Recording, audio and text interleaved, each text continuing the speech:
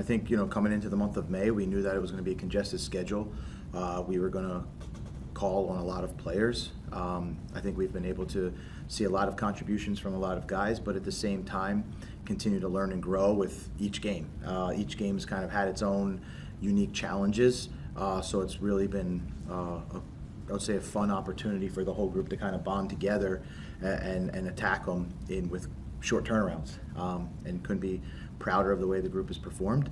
But at the same time, we constantly work at staying in neutral with our mindset and sticking to how we prepare for each opponent. And that doesn't change with a team as good as Columbus, a team that you have to prepare thoroughly for. The club as a whole, Columbus is one of the teams that have had sustained success in this league. I think a lot of teams look up to them. I know we certainly do.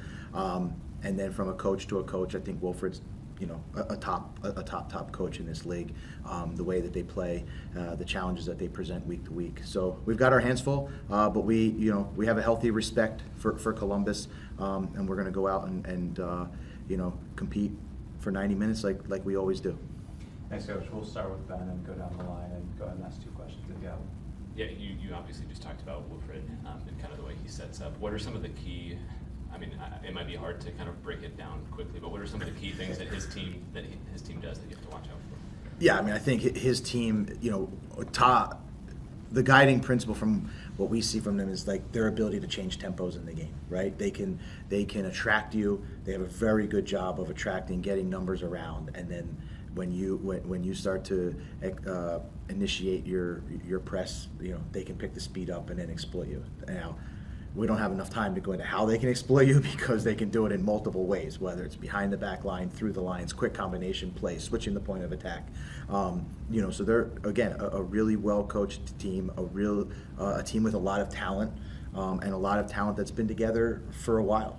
So it's a cohesive group, and we know we'll get their best punch coming at a home game for them, and we have to go on the road with a mindset that we want to get 3 points. And then I just wanted to ask quickly about Tate Schmidt. You just brought him in pretty recently. What are you hoping to see from him just contributing to the group? And does his signing indicate anything about how long Taylor might be out?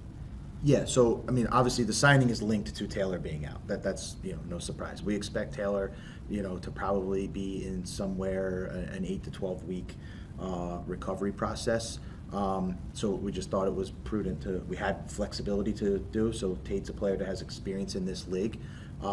He's obviously been out off the team for a little while. So it's about acclimating him at the right way, not only physically but tactically to how we want to do things. Almost kind of giving him a mini preseason.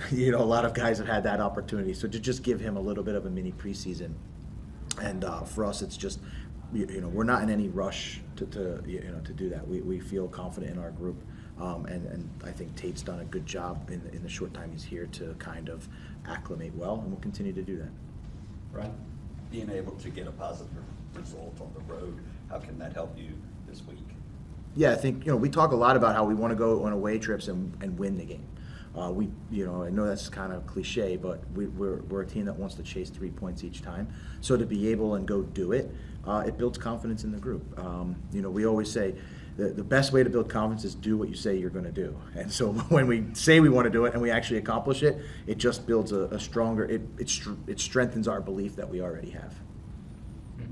Yeah, BJ. I guess what do you feel you can take from just looking at kind of what Columbus has built in last few years? Obviously, your playing styles, your approach are going to be different from them. But I guess what do you feel you can look at and say, hey, this is what they maybe do well? Yeah, for me, they're a team that I study just for fun a lot.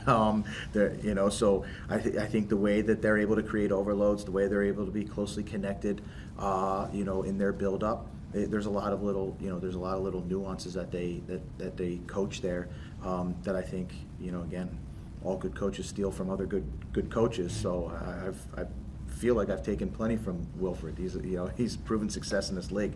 So for us it's again it's about, can you take some of the ideas, but for us we still are uniquely Nashville, and we still have our way of playing. We're confident in our way of playing, and we don't plan to change the way we do it.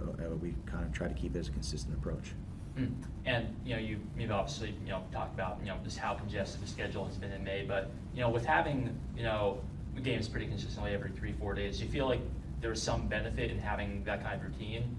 Yeah, I think any routine's a good one. So whether it's the Saturday to Saturday and we have that process on how we want to prepare and perform, that's great. And then the consistency of this one it's still good.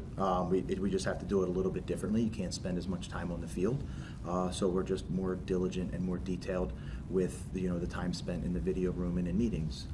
But we don't change the way we approach each opponent and the level of detail that we want to go into it.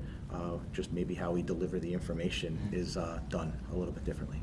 Coach, what impresses you most about this unbeaten streak and the way your guys have found a way to get results?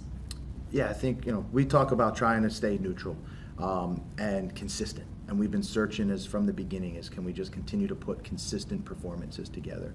And so the good thing is we get to play every 3 days, so we get to kind of build on those performances. But I just really am proud of the group on how consistent they've remained in the way that they perform, the way that they've prepared, the way that they've recovered, and then how everybody's making contributions. And this congested period has given us that opportunity to do it, and I think we've responded really well.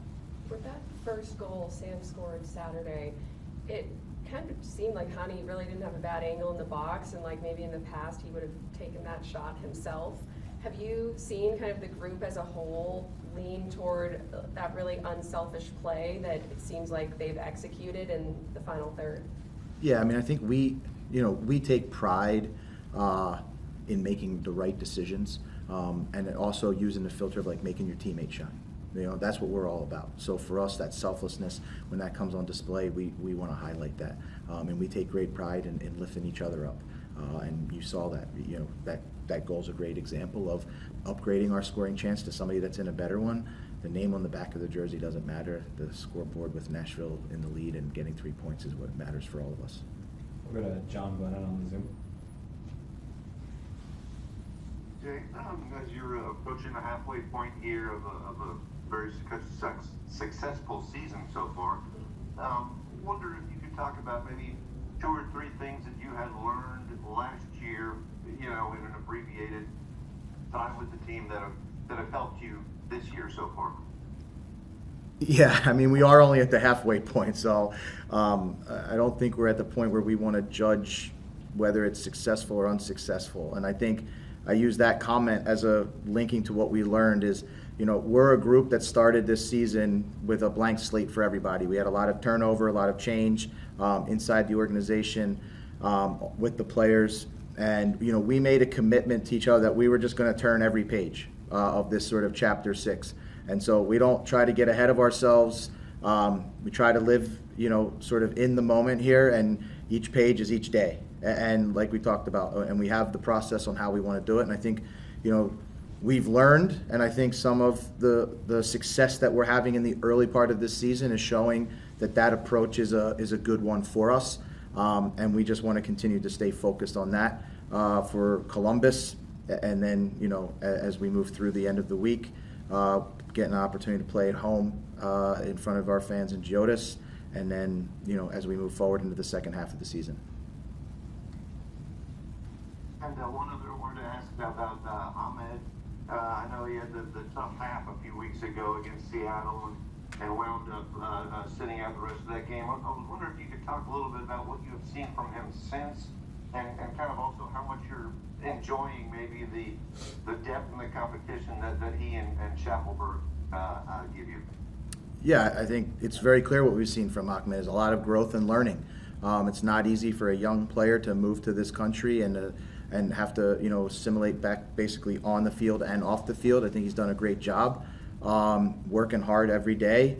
And then he has that opportunity in the Orlando game and played great. I thought he came in the Toronto game and made a really big impact. And so he's responding to however the role and responsibility that he's called on. We expect that to continue. That's the expectation. But again, a player who works hard at his craft and again continues to take in information and continues to learn and grow. curious what you saw from Walker in his journey to get back, and maybe how it exemplified along the way just what he means to this group. Yeah, I mean, I think the concussion is obviously a difficult thing to pinpoint because you don't really control. There's no blueprint on how you come back from it. So what I just saw was a real resilience, and when we see that sort of resilience and relentlessness from him, he's embodying some of our values, and it doesn't always have to be on the field. But his approach to just trying to get better, exhaust all options, to get himself right and through concussion protocol, I thought it was a tremendous for us in the building just to kind of see his commitment to one of those values. I think inspires all of us, and I think when you see people doing it, it's an easier behavior to model than just maybe words on a paper.